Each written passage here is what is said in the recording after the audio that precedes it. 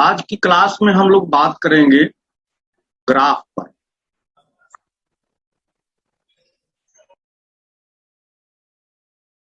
सारणी पर क्लास की पहली वीडियो में हम लोग बात कर चुके हैं। जिस भी स्टूडेंट का सारणी वाला पोर्शन छूट गया है वो YouTube पर SSS पॉइंट पर जा करके उस क्लास को देख सकता है। और इस क्लास में भी जब ये YouTube पर लोड होगा, वीडियो अपलोड होगा, तो उसका लिंक इसमें दे दिया जाएगा। ग्राफ क्या करता है? ग्राफ का काम क्या है? ग्राफ का काम यह है कि किसी भी डाटा को प्रेजेंट करना, यानी प्रस्तुत करना, और इस प्रकार से प्रस्तुत करना कि केवल ग्राफ देखकर ही जिसके विषय में ग्राफ प्रस्तुत किया गया है, जिन आंकड़ों को प्रस्तुत किया गया है ग्राफ के माध्यम से, वो इतना तथ्यात्मक है, इतनी सारी चीजों की व्याख्या कर देता है कि उससे हमारा पूरा निष्कर्ष निकल जाता है। तो ग्राफ आंकड़ों को प्रस्तुत करने का एक ऐसा ढंग है जिसके माध्यम से ग्राफ के में दिए गए तथ्यों को कोई भी व्यक्ति आसानी से समझ सकता है। अब एक एग्जाम्पल हम लेते हैं।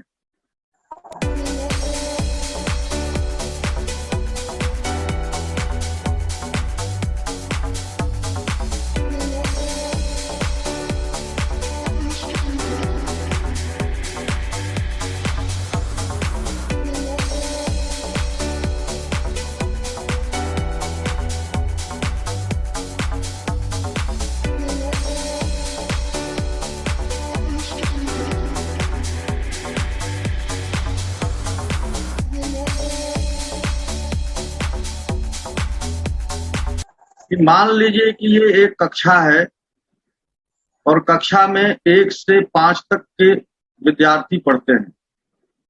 कक्षा 1, 2, 3, 4 और 5, और ये विद्यार्थियों की संख्या है। मान लीजिए कि कक्षा 1 में 20 विद्यार्थी हैं, 2 में 25 हैं, 3 में 30 हैं, 4 में 35 हैं, 5 में 25 हैं, या कोई और वैल्यू आप इसकी ले सकते हैं। 5 में आप 45 ले लीजिए या 40 ले लीजिए, 40 ले लीजिए। ये एक आंकड़ा है और ये सारणीबद्ध। अब इस आंकड़ा को ग्राफ के माध्यम से दिखाना है, तो इसको दिखाने के लिए कई माध्यम हो सकते हैं। जैसे ग्राफ, मान लीजिए कि ये ग्राफ जो है एक्स और वाई एक्सिस पर प्रदर्शित किया जाता है। एक्स एक्स, ये वाई एक्स। यहां पर विद्यार्थियों की संख्या लिखी जाएगी और ये एक्स एक्स पर कक्षा। तो अगर हमको बार डायग्राम के थ्रू इस बात को प्रस्तुत करना है, बार डायग्राम के थ्रू, यहां पर ये खाने बना लेते हैं।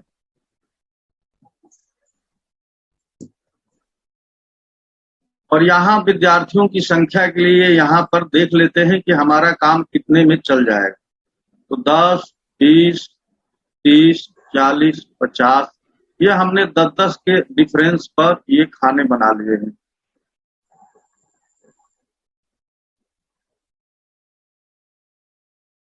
अब ये ग्राफ बनाना है, तो कक्षा 1 में 20 विद्यार्थी हैं, तो ये 20 विद्यार्थी हो गए 1 में। हमने 1 के लिए ये बना दिया, ये 1 में 20 विद्यार्थी हो गए।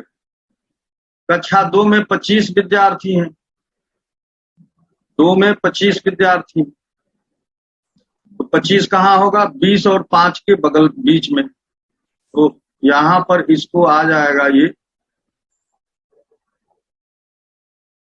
ये ग्राफ। ये कक्षा 2 में है। कक्षा 3 में 30 विद्यार्थी हैं, तो थोड़ा सा इससे बड़ा। ये कक्षा 3 में विद्यार्थियों का बार डायग्राम है। 4 में 45 हैं, 40 और 50 के बीच में है 4। तो यहां से ये ग्राफ आ जाएगा।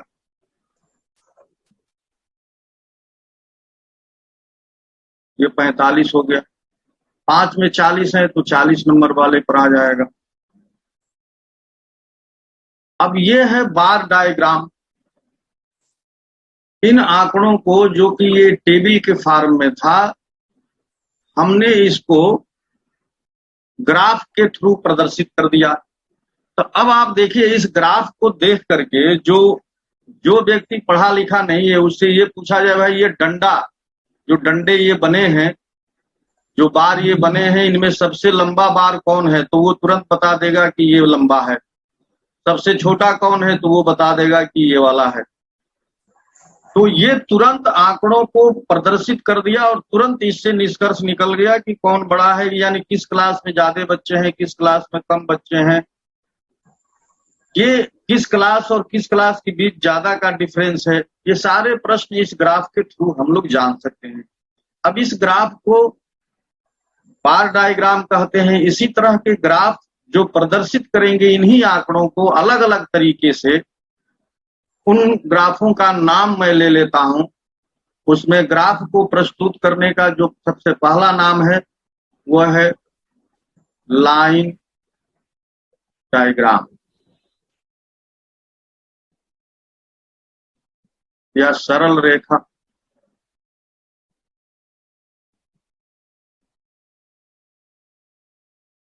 उसके बाद आता है बार डायग्राम।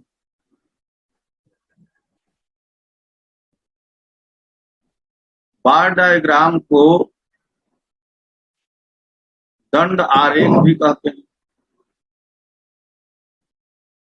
और ये दो तरीके का बार डायग्राम, दो तरीके। पहला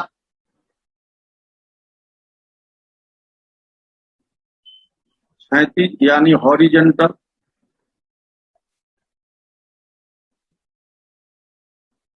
हॉरिजेंटल बार डायग्राम, और दूसरा होता है ऊर्ध्वाधर।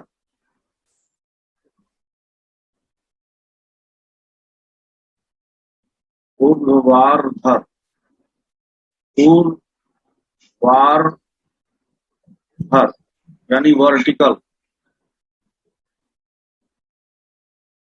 Vertical bar diagram. और तीसरा होता है, अब ये बार डायग्राम में भी कई इसके पार्ट हैं, वो अलग अलग हम लोग देखेंगे। तीसरा है वृत्त,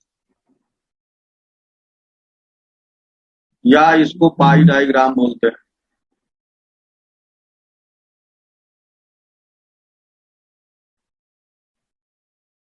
तो ये मुख्य रूप से तीन हैं, लाइन, बार और वृत्त। अब बार डायग्राम के कई रूप, लाइन डायग्राम के दो रूप हैं, वृत्त के सिर्फ एक रूप है। तो इन सारों रूपों का बार डायग्राम कितने इसकी कैटेगरीज हैं, कितने टाइप्स के होते हैं, लाइन डायग्राम कितने टाइप्स के होते हैं, ये सब की बात हम लोग आज करने वाले हैं, सबके बारे में जानने वाले हैं कि इन डायग्राम्स के थ्रू हम किन किन आंकड़ों को जान सकते हैं, समझ सकते हैं। तो आइए अब हम लोग डायरेक्ट इन आंकड़ों की कैटेगरीज पर चलते हैं। ये है लाइन डायग्राम।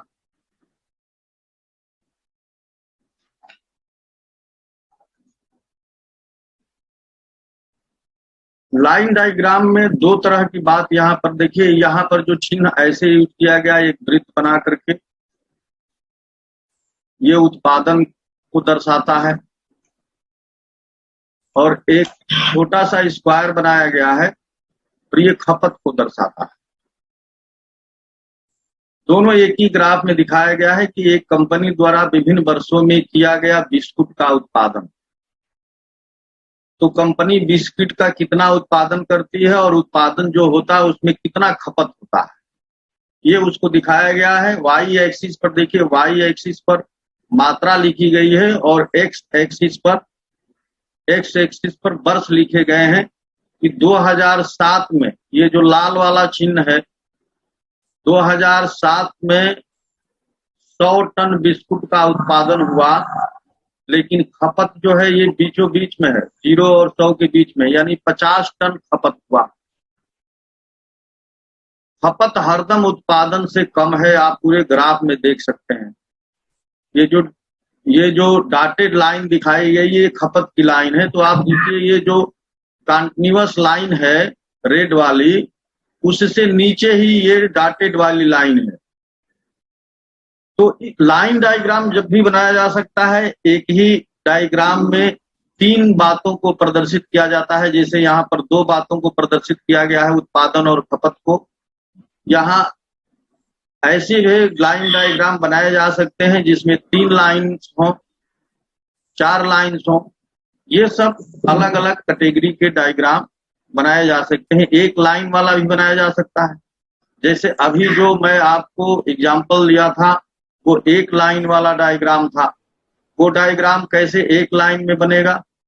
तो एक लाइन वाला डायग्राम देखिए, जो हम लोगों ने अभी बात किया था, एक लाइन वाला डायग्राम। अब जैसे ये डायग्राम बनाना है एक लाइन का, इसके लिए क्या करेंगे? देखिए यहाँ पर हमने कक्षा 1, 2, 3, 4, 5 ये कक्षा लिख लिया, 1, 2, 3, 4, 5।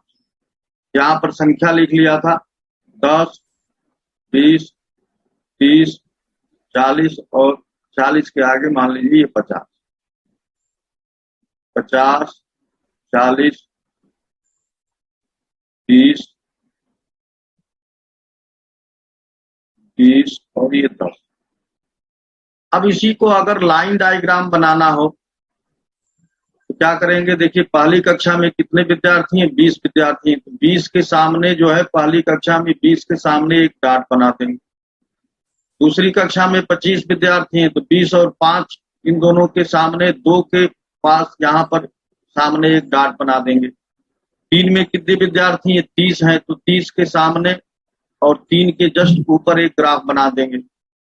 4 में कितने हैं? तो 45 हैं, तो 45 इसके बीच में है, तो ये यहाँ आकर के ग्राफ बन जाएगा।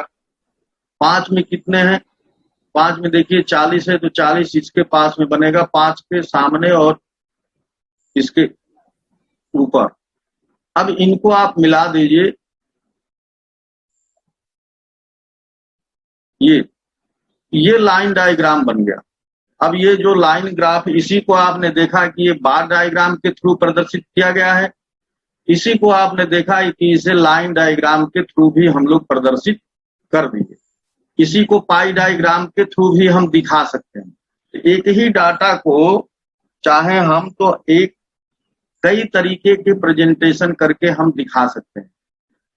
अब हम लोगों को ये समझना है कि ये जो बार डायग्राम है ये कितने टाइप का होता है। तो देखिए बार डायग्राम या दंड चित्र के प्रकार यहाँ लिखा है, टाइप ऑफ बार ग्राफ। उसमें सबसे पहला है सरल दंड चित्र, सिंपल बार ग्राफ। दूसरा है बहुगुणी दंड चित्र, मल्टीपल बार ग्राफ। और तीसरा है अंतः विभक्त दंड चित्र, यानी सब डिवाइडेड बार ग्राफ। और चौथा है मिश्रित दंड चित्र, कंपाउंड बार ग्राफ। अब ये मुख्य रूप से बार डायग्राम जो है 2 पोर्शन में बटा हुआ है, वर्टिकल और क्षैतिज।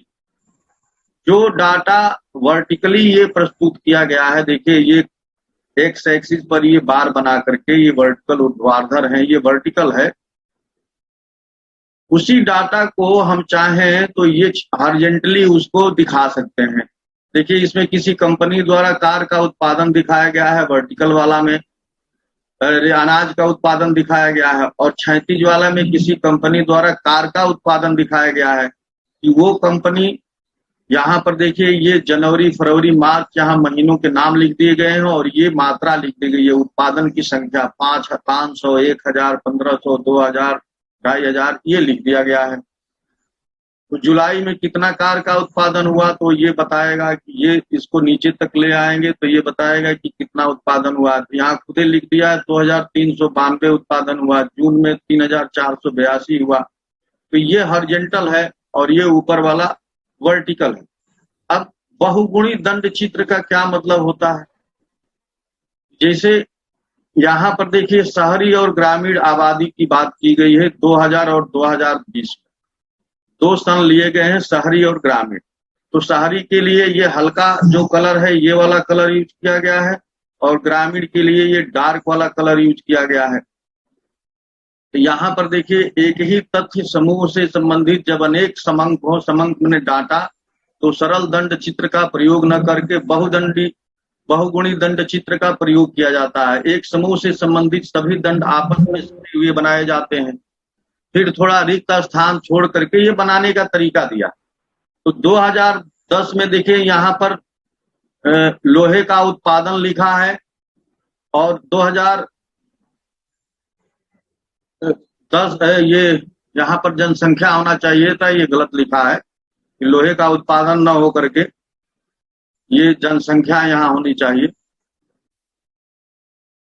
तो जनसंख्या करोड़ में दिया हुआ है, तो करोड़ में अगर जनसंख्या शहरी और ग्रामीण का हम देखेंगे वर्ष 2000 में ग्रामीण जनसंख्या 15 करोड़ से अधिक है और ग्रामीण जनसंख्या जो है ये लगभग 20 करोड़ से अधिक है, मतलब 27 करोड़, अरे ये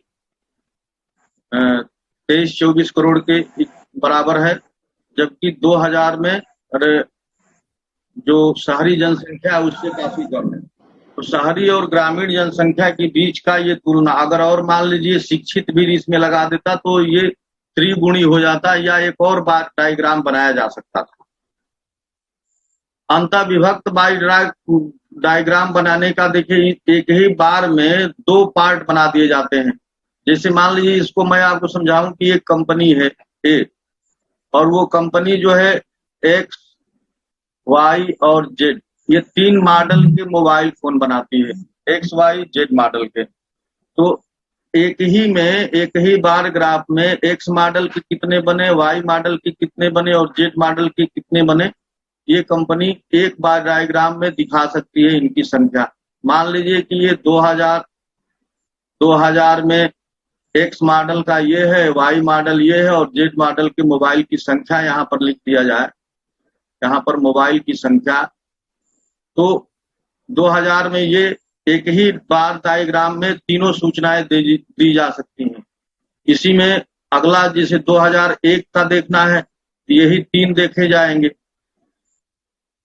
एक्स का ये हो गया, वाई का ये, जेड का ये 2001 में मान लीजिए है। फिर 2002 में अगर देखना है तो ये बनाया जा सकता है यहाँ पर एक्स, वाई और जेड। इससे भी ये पता चलता है कि कंपनी का कौन सा मॉडल सबसे ज्यादा बन रहा है, और मॉडल सबसे ज्यादा बनने का मतलब क्या है कि वो मॉडल सबसे ज्यादा बिक रहा होगा। तो एक ही कंपनी अलग अलग वर्ष में अपने जितने मॉडल बनाती है उन मॉडल्स को ग्राफ के माध्यम से प्रदर्शित करने के लिए कि कितना उसका उत्पादन हुआ है, अंतः विभक्त बार डायग्राम का सहारा ले सकती है या अंतः विभक्त बार डायग्राम का सहारा वो ले सकती है। और इस तरह के आंकड़े जहां पर एक ही वर्ष में कई तरह के उत्पादन हो रहे हैं उनको एक बार डायग्राम या अंतः विभक्त दंड चित्र के माध्यम से हम दिखा सकते हैं। इसी को बहुगुणी दंड चित्र के साथ भी दिखा सकते हैं। बहुगुणी दंड चित्र के साथ अगर दिखाना होता तो एक्स के लिए हम ये बार डायग्राम यूज करते, वाई के लिए ये करते और जेड के लिए ये करते। फिर दूसरे वर्ष हम एक्स के लिए ये करते, वाई के लिए ये करते और जेड के लिए मान लीजिए उससे है। तो ऐसे तो ये 3-3 के समूह में इस तरह से ये बार डायग्राम सीधा सीधा आ जाता, ये बहुगुणी बार डायग्राम है। और इसी को अंतः विभक्त के थ्रू भी हम दिखा सकते हैं। तो डाटा एक ही है, उसको प्रेजेंट करने के अलग अलग तरीके हैं। अब मिश्रित दंड चित्र और द्विदंड चित्र में देखिए, मिश्रित का मतलब 2 चीजें एक साथ, जब भारत का उपभोक्ता और उपलब्धता की बात की जा रही है तो देश यहाँ पर दे दिया गया, भारत, चीन, पाकिस्तान, अफगानिस्तान। तो भारत में उपभोक्ता कौन है और उस वस्तु की उपलब्धता कौन है। फिर चीन में देखिए उपभोक्ता उपलब्धता, पाकिस्तान की उपभोक्ता उपलब्धता। तो अलग अलग करके दंड चित्र डबल बार, ट्रिपल बार और चौथी बार भी बना सकते हैं। त्रिदंड चित्र मतलब 3 आ जाएगा। तो आप बस समझ लीजिए कि 3 अगर सूचनाओं को देनी है तो 3 बार डायग्राम बना सकते हैं, 4 देनी है तो हम 4 बना सकते हैं। लास्ट में हम लोगों को बात करनी है पाई डायग्राम। पाई डायग्राम जो अभी आपने मैं जो बताया हूं, जो सिंगल वाला पहला एग्जाम्पल जो लिया था कक्षा 1, 2, 3, 4 वाला, उसका भी आप पाई डायग्राम के थ्रू दिखा सकते हैं कि भाई ये पूरा पाई को इसको 100% मान लीजिए या 100 मान लीजिए, और पूरे कक्षा में कितने विद्यार्थी हैं उनको ले लिया गया, फिर 4 में कितने हैं, 5 में कितने हैं, उसके हिसाब से यहाँ पर इसको 5 खाने बना देंगे, 1, 2, 3 और 2, 5। तो यहाँ पर हम संख्या इनकी कक्षा का लिख करके और उस हिसाब से यहाँ विद्यार्थियों की संख्या को यहाँ दिखाया जा सकता है बार डायग्राम के हिसाब से। ये कक्षावार। तो कक्षा 1 में कितने विद्यार्थी हैं, तो यहाँ पर इन विद्यार्थियों की संख्या के लिए इतना बड़ा खाना यूज हुआ, कक्षा 2 के लिए इतना खाना। तो ये देख करके पता चल जाएगा कि किसके लिए ज्यादा बड़ा खाना यूज किया गया है। तो इस तरह के क्वेश्चन को जो पाई डायग्राम वाले आते हैं उनको हल करने के लिए अगर यहाँ पर डाटा परसेंटेज में दिया है तो पूरे पाई को यानी 360 डिग्री को हम लोग 100% मान लेते हैं। इसको 100% या 100% इसको मान लेते हैं या 100 मान लेते हैं, पूरी जो संख्या है। और फिर अगर एंगल में दिया है तो उसको डिवाइड करते जाते हैं, जितना जिसके लिए एंगल निर्धारित किया गया है उस हिसाब से उसकी वैल्यू उसमें पुट करते जाते हैं। तो ये एक जनरल जानकारी थी कि आप डाटा को प्रेजेंट करने के लिए, प्रस्तुत करने के लिए किन किन आंकड़ों का, किन किन बार ग्राफ का सहारा ले सकते हैं। आपको बार ग्राफ बनाना नहीं है, बल्कि इन दिए हुए बार ग्राफ के आधार पर अपने जो प्रश्न पूछे जा रहे हैं उनके आंसर्स देने। तो मैं आपको इसलिए बता दिया कि अगर बनाना भी रहता तो आप आसानी से इन बार ग्राफ को बना सकते। अब इस पर बेस्ड आइए हम लोग क्वेश्चन करते हैं। क्वेश्चन देखिए, इसमें 1 से 5 तक जो क्वेश्चन दिए गए हैं इस डायग्राम पर यानी ये लाइन डायग्राम पर आधारित। निम्नलिखित रेखा आरेख किसी कंपनी द्वारा 2001 से 2010 के दौरान वार्षिक बिक्री के आंकड़ों को दर्शाता है। आरेख का अध्ययन करें और 5 से 9 तक के प्रश्नों के उत्तर दें। ये एसएससी टीयर 2 परीक्षा 2011 में आया है। तो इसमें जो पहला क्वेश्चन है कि वर्ष 2006 में बिक्री की तुलना में वर्ष 2008 में बिक्री में कितने प्रतिशत की कमी आई। तो यहाँ पर देखिए 2006 ये वाला है, ये 2006 है, और बात करनी है 2008। 2006 और 2008 की आपको बात करनी है, 2006 और 2008। प्रश्न में देखिए कि 2006 में बिक्री की तुलना में वर्ष 2008 में बिक्री में कितने प्रतिशत की कमी आई। तो 2006 के लिए ये जो आंकड़ा है वो ये लिया जाएगा, और ये किसके सामने है, 6 के सामने। तो यहाँ पर 6 करोड़ है, 6 करोड़ की बिक्री हुई। 2008 में ये लिया जाएगा और ये किसके सामने है, 5 के सामने, 5 करोड़। कमी को बताना है, कमी और वो भी प्रतिशत में। तो कमी प्रतिशत में कैसे निकालते हैं, इन दोनों के बीच में कितना का कमी आ गई, एक की कमी कितने पर आई है, 6 पर आई है। तो प्रतिशत में बदलने के लिए 100 से गुणा कर देंगे। इसको कहते हैं 16 सही 2/3%। तो 2006 और 2008 में जो बिक्री में प्रतिशत में कमी आई है वो 16 सही 2/3% की कमी आई है, और ये इसका ऑप्शन नंबर 3 वाला आंसर सही है। किसी कोई डाउट हो, बात ना समझ में आई हो तो वो पूछ सकता है।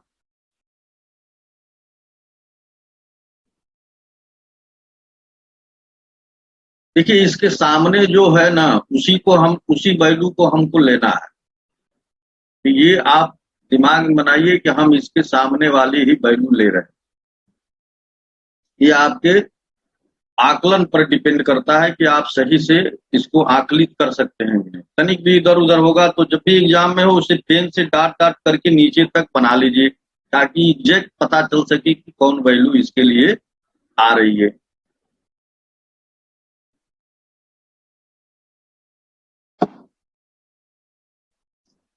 आगे चला जाए। क्वेश्चन नंबर 2 में देखिए, 2002 में बिक्री का वर्ष, 2007 में बिक्री के साथ अनुपात। 2002 यहां लिख लीजिए और 2007 इनका अनुपात बताना है। 2002 का देखिए ये ग्राफ है और इसके जस्ट ऊपर ये वाला आ रहा है, यानी 2 करोड़ रुपया। और 2007 यहां पर है और 2007 के ऊपर ये है, और ये किसके सामने है? 6 के सामने, तो यहाँ पर 6 लिख दीजिए। अब इसका अनुपात लेना है, तो अनुपात क्या होता है, उसमें जो कॉमन रहता है उसको काट दिया जाता है। तो 2 से भाग देंगे, 2 एकम 2 और 2 तिहाई 6, तो अनुपात आ गया 1 संबंधित 3 का। इसका आंसर हो जाएगा 1 संबंधित 3।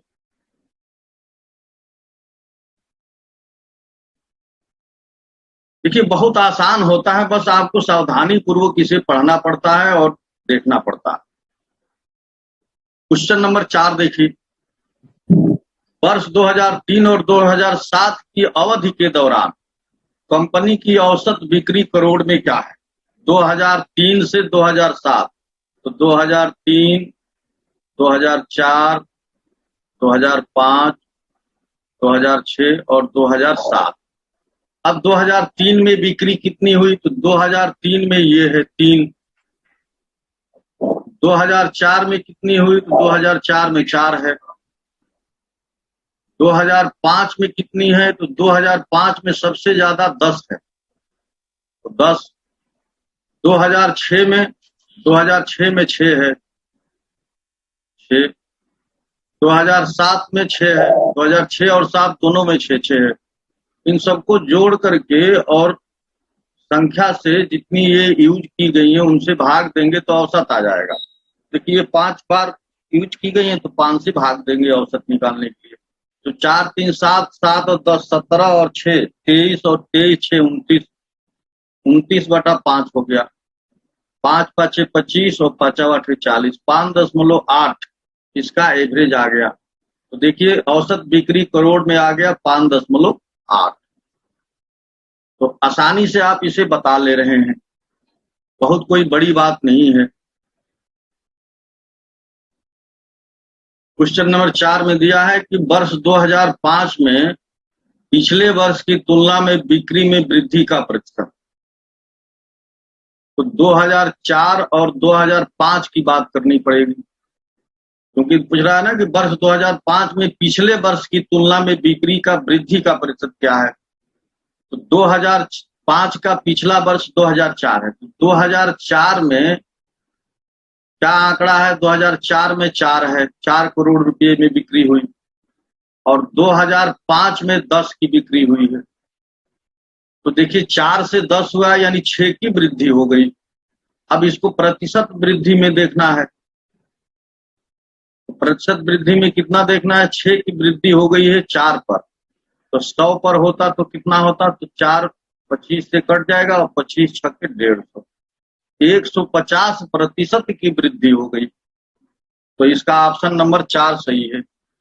2004 और 2005 में 150% की वृद्धि दर्ज की गई है।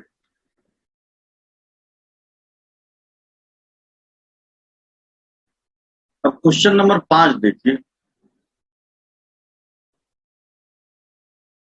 वर्ष 2005 से 2008 तक कुल बिक्री करोड़ में कितनी है? 2005 से 2008 की बात करनी है। देखिए 2005, 2006, 2007, 2008।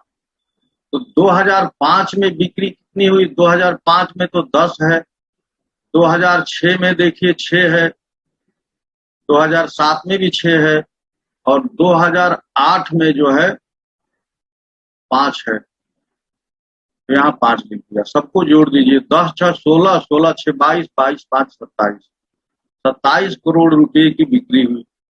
तो इसका आंसर देखिए 27 आ जाएगा। अब इससे आसान सवाल क्या चाहते हैं? तो लाइन वाले ग्राफ पर इसी तरह के बहुत आसान सवाल आते हैं, बस आपको सावधानी से इनको जोड़ना है, सावधानी से गुणा करना है, सावधानी से वैल्यूज को पहचानना है। पहचानने में अगर आप गलती कर दिए तो आंसर तुरंत दूसरा आ जाएगा। अब अगला क्वेश्चन हम लोग पढ़ते हैं जो 2 लाइंस के ग्राफ पर डिपेंड है। इसके पहले आपने देखा कि सिर्फ एक लाइन पर डिपेंड वाला ग्राफ था, अब ये ग्राफ 2 लाइन पर है। इसमें दिया है कि निम्नलिखित ग्राफ में एक फैक्ट्री द्वारा 2009 से 2014 तक वाहन के 2 प्रकार पी और क्यू के उत्पादन को हजार में दर्शाया गया है। ग्राफ का अध्ययन करिए और नीचे दिए गए प्रश्नों के उत्तर। ये हजार में दर्शाने का मतलब क्या हुआ कि अगर ग्राफ में 175 लिखा है तो इसमें 3 जीरो और बनाना पड़ेगा, तब ये उसकी संख्या हो। यानी जो भी ग्राफ में वैल्यू रखी है उसके पीछे 3 जीरो आपको बनाना होगा या 1000 से गुणा करना होगा, तब उसकी वो ओरिजिनल वैल्यू आएगी। और 2 तरह के कार बन रहे हैं, एक पी प्रकार का कार बन रहा है और पी प्रकार की कार के लिए यहाँ पर गुणा का चिन्ह गुणा का जो चिन्ह है ये संकेत लगाया गया है, और क्यू प्रकार की जो कार है उसके लिए डॉट बनाया गया है। तो आपको क्यू और पी का डॉट और गुणे का चिन्ह जो है, क्रॉस का चिन्ह जो है, इसे बहुत सावधानी से समझना होगा। अगर आप इन वैल्यूज को समझने में गलती कर देंगे तो तुरंत आंसर दूसरा आने लगेगा। क्वेश्चन नंबर 6 हम लोग पढ़ते हैं। क्वेश्चन नंबर 6 में दिया है कि वर्ष 2010 से 2011 तक टाइप क्यू, ध्यान दीजिए, टाइप क्यू वाहनों के उत्पादन में अनुमानतः कितने प्रतिशत की कमी आई है। तो 2010 में और 2011 के आंकड़े आपको लिखने हैं। 2010 में क्यू टाइप का, क्यू माने डाट वाला देखना है, तो 2010 ये है, तो 10 के ऊपर देखिए ये वाला जो वैल्यू है ये 2010 में है 150। तो 2010 में 150 हजार कार बना, तो हम हजार नहीं लिखते हैं, बस 150 लिखते हैं। और 2011 में ये वैल्यू देखिए 125 आ गई, तो कितने की कमी आ गई, तो आप कह सकते हैं कि भाई 25 की कमी हुई है। तो प्रतिशत कमी पूछ रहा है, तो प्रतिशत कमी निकालने के लिए क्या करते हैं, 25 की कमी हुई है 150 पर, तो 100 पर रहता तो कितना होता। तो देखिए 25 से इसे काट देंगे, 25 6 के 150, 6 बार में कट गया, और ये हो गया 100/6। 100/6 को ही हम लोग लिखते हैं 16 सही 2/3%। तो 2010 और 2011 के बीच में जो उत्पादन में कमी आई है वो 16 सही 2/3% के बराबर है, यानी इसको दशमलव में करेंगे तो 16.7 के बराबर है। अब क्वेश्चन नंबर 7 देखते हैं। क्वेश्चन नंबर 7 में दिया है कि 2009 और 2011 में पी वाहनों का कुल उत्पादन 2010 और 2014 में टाइप क्यू के कुल उत्पादन का कितना प्रतिशत था। तो देखिए यहाँ पर 2 तरह के आपको डाटा बनाने हैं। एक पी है, पी में 2 वर्ष का डाटा आपको देखना है। कौन कौन वर्ष का, 2009 का और 2011 का। और यहाँ पर क्यू है, और क्यू जो टाइप की कार है उसका कौन कौन डाटा देखना है, तो क्यू टाइप में 2010 देखना है और 2014 देखना है। अब दोनों के डाटा आपको यहाँ लिखने हैं। पी के 2009 में, पी क्रॉस वाला है, तो प्री क्रॉस वाला 2009 में पी के 100,000 कार बनी, और 2011 ये है, 2011 में ये पी का डाटा है 200,000। 200 में 1000 का गुणा कर देंगे। अब आते हैं क्यू पर। क्यू 2010 में क्यू में कितना उत्पादन हुआ, तो ये है क्यू का 150। तो 150 2010 में हुआ। 2014 में कितना हुआ, तो क्यू ये है 225। अब पूछ रहा है कि 2009 और 2011 में टाइप पी वाहनों का कुल उत्पादन जो हुआ, क्यू के कुल उत्पादन का कितना प्रतिशत। तो इनको आप जोड़ लेंगे प्लस, तो ये 300 आ गया, और इसको जोड़ेंगे तो कितना आ जाएगा 375।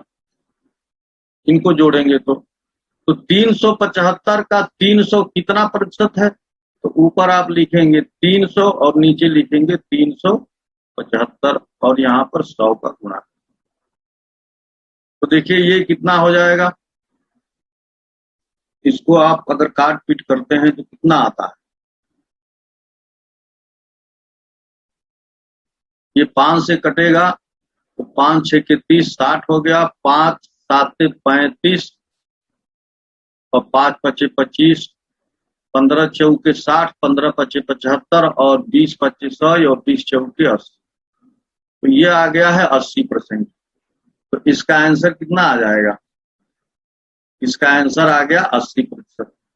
यानी वर्ष 2010 और 14 में जो क्यू टाइप के वाहन उत्पादन हुआ, उसकी तुलना में पी टाइप के वाहन 2009 और 2011 में 80% हुए। क्यू का 80%, पी वाला वाहन इन सालों में पैदा या उत्पादित हुआ।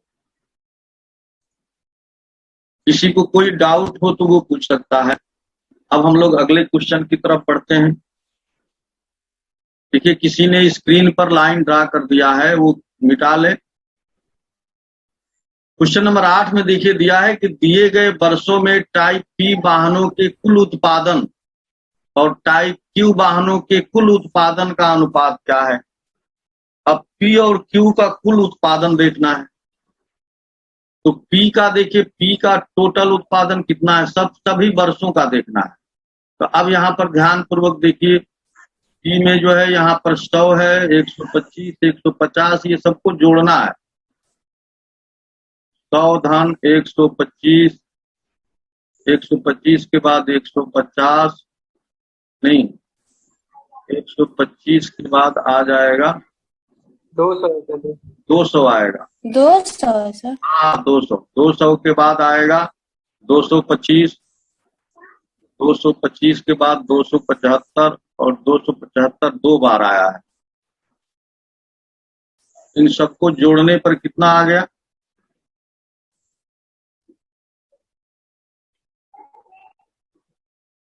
देखिए 5 5 10, 5 15, 5 20, 0 2, 7 2 9, 9 7 16, 2 18, 18 2 20, फिर 2 आ गया, 2 2 4, 2 6, 2 8, 2 10, 1 11, 1 12।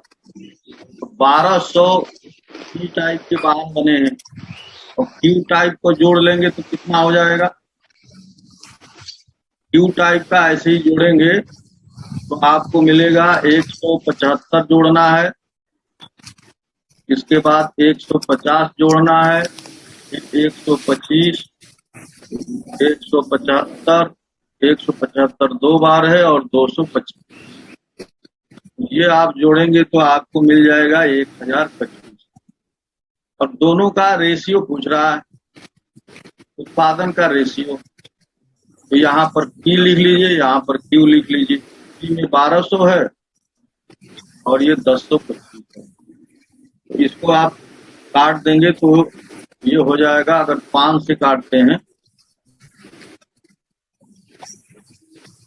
5 से कट जाएगा, 5 दूनी 10, 5 40, 5 दूनी 10, 5 25 25। तो फिर एक बार 5 से कट जाएगा, 5 चौके 20 और 5 8 40 और 5 चौके 20, 5 एकम 5। तो 48 संबंधे 41, ये आ गया इसका अनुपात। ये फर्स्ट वाला ऑप्शन सही है, 48 संबंधे यानी 48 अनुपाते 41। इसमें थोड़ा जोड़ने में टाइम लगा, आप जितना जल्दी जोड़ सकते हैं उतना जल्दी आप आंसर बता सकते हैं। आइए इसका नेक्स्ट क्वेश्चन देखते हैं। क्वेश्चन नंबर 9 में देखिए,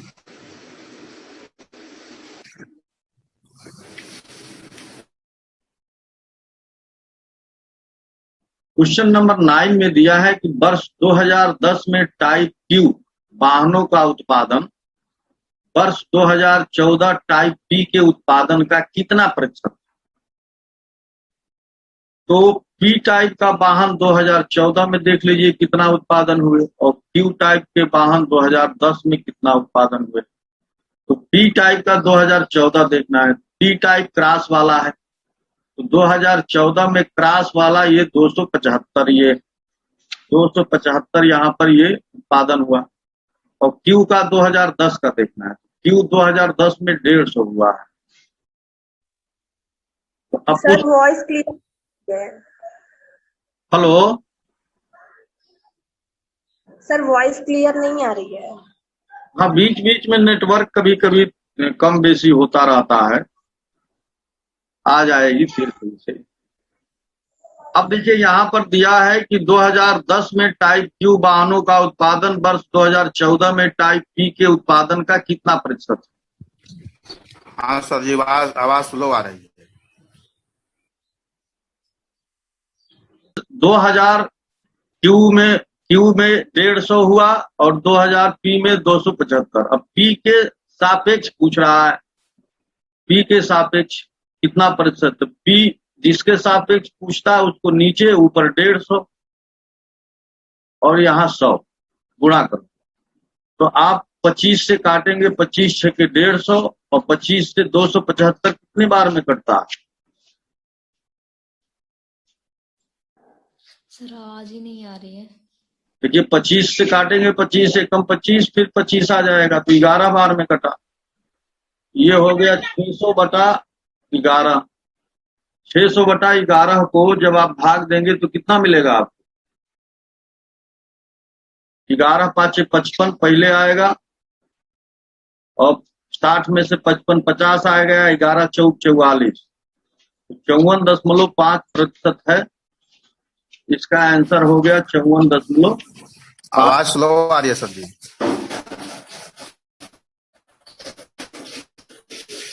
आवाज स्लो आ रही है सर। उन लोगों के यहाँ नेटवर्क प्रॉब्लम हो सकती है, हमारे यहाँ तो आपकी आवाज सही आ रही है। इसी के यहाँ रहने पर गड़बड़ हो। सर आवाज सही आ रही है। सर आवाज तो सही आ रही है। अच्छा चलिए ठीक है, आगे हम लोग बढ़ते हैं। सर हाँ सर थोड़ा सा नीचे कर दीजिए।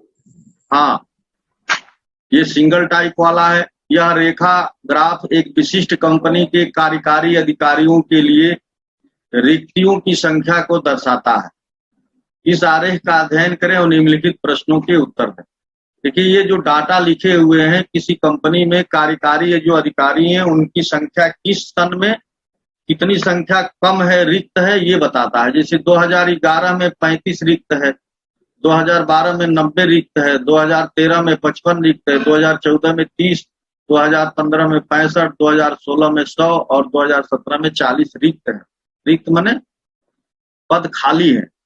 अब क्वेश्चन आते हैं क्वेश्चन पर। क्वेश्चन में पहला दिया है कि पिछले वर्ष की तुलना में किस वर्ष में रिक्तियों की संख्या कम थी? पिछले वर्ष की तुलना। अब यहां पर देखिए ध्यान से, जैसे मान लीजिए आप 90 लेते हैं तो 90 का पिछला वर्ष 35 है, तो 35 से तो ये ज्यादा है और इसमें कम पूछ रहा है, तो हम ये वाला नहीं ले सकते। अब 55 को लेंगे तो 55 के पहले 90 था, अब घट गया है, यानी 2012-2013 में रिक्तियों की संख्या कम हुई है, इसको ले सकते हैं। इसके बाद देखिए 30 और 55 और 30 में भी घट गया है, 30 और 65 में भी घटा है और बढ़ा है। देखिए 30 और 65, 14 और 15 में बढ़ा है, फिर 15 और 16 के बीच बढ़ा है, 16 और 17 के बीच घटा है। तो घटने वाले कौन कौन से? देखिए 30 से 35 से 90 यानी 11 से 12 में बढ़ा है, तो इसको आप नहीं ले सकते, 11-12 नहीं ले सकते। 12 से 13 में घटा है, ये आप ले सकते हैं। 12 से 13 यानी 12 में 90 और 13 में आ गया है ये 55। 30 से 65 नहीं ले सकते, क्यों नहीं ले सकते कि ये तो बढ़ रहा है। 55 से 30 ले सकते हैं, यानी 13 से 14 ले सकते हैं, 13 से 14। तो इसमें देखिए, इसमें जो ऑप्शन दिया है 15, 2015, 2014, 2016, 2012, तो अब आपको ये लेना पड़ेगा 2014, क्यों? क्योंकि 2014 में रिक्तियों की संख्या 30 है, इसके पहले 55 थी, तो ये आंसर सही हो गया। ये भी आप ले सकते थे 2013, तो 2013 इसमें ऑप्शन नहीं है।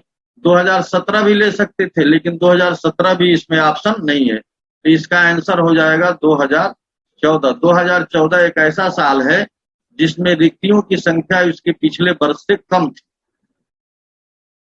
अब क्वेश्चन नंबर 11 देखिए। क्वेश्चन नंबर 11 में पूछ रहा है कि 2016 और 2014 के बीच रिक्तियों की संख्या में क्या अंतर था।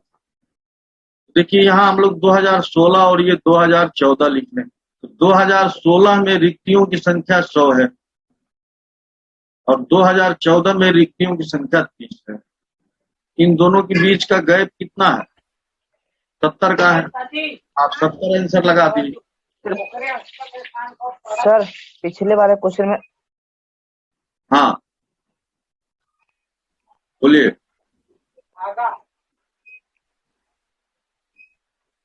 दो 2014 कैसे आया ये नहीं पता। पिछले वाले क्वेश्चन में 2016 नहीं हो सकता है? 2016 पिछले वाले क्वेश्चन, हाँ यही ये बढ़ रहा है ना इसमें। नहीं सर ये पता है, लेकिन 2016 तो भी हो सकता है। अरे भाई पूछ रहा है ना कि किस वर्ष में रिक्तियों की संख्या कम थी। 2016 लोगे तो 100 लेना पड़ेगा, तो 100 के पहले 65 है, तो 65 अधिक 65 से बढ़ गया है, 100 ना कम कहाँ हुआ है जी। 65 से कम होना चाहिए, तो वो तो है नहीं। बात समझ में आई?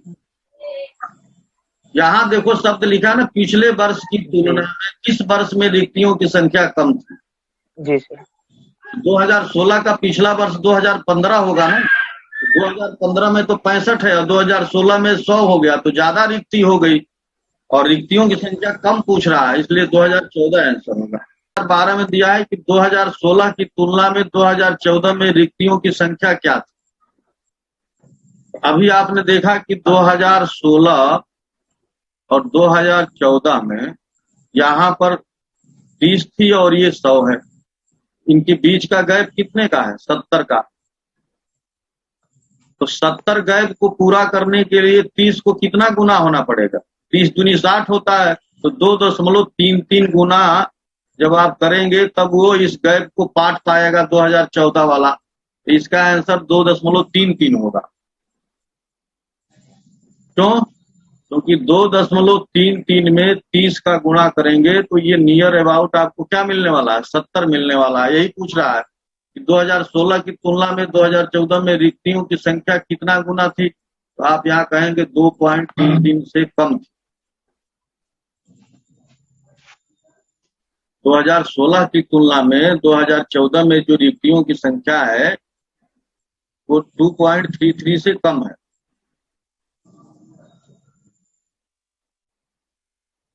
क्वेश्चन नंबर 13 देखिए। क्वेश्चन नंबर 13 में दिया है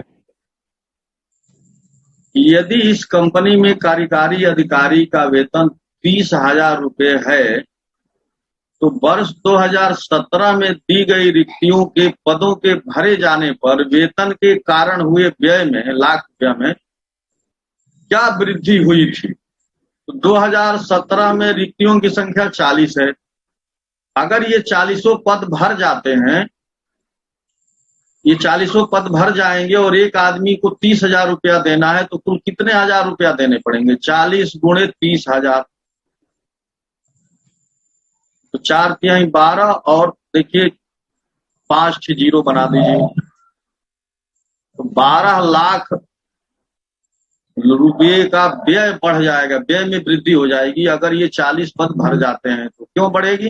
क्योंकि एक आदमी को 30,000 रुपया देना है और 40 पद भर गए, यानी 40 कर्मचारी आ गए, तो इन 40 को वेतन देना पड़ेगा 30,000 के हिसाब से, तो 12 लाख रुपया और एक्स्ट्रा लगेगा। जो इसके पहले लग रहा था उससे 12 लाख रुपया एक्स्ट्रा लगेगा, तो इसका आंसर हो गया 12 लाख।